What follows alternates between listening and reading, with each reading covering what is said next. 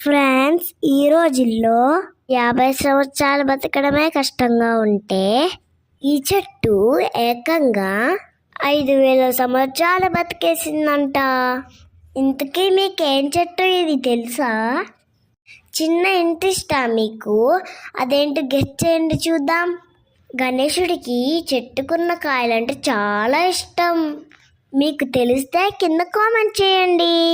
అలాగే మా ఛానల్ని సబ్స్క్రైబ్ చేసి మమ్మల్ని ఎంకరేజ్ చేయండి ప్లీజ్ అండి. Thank you.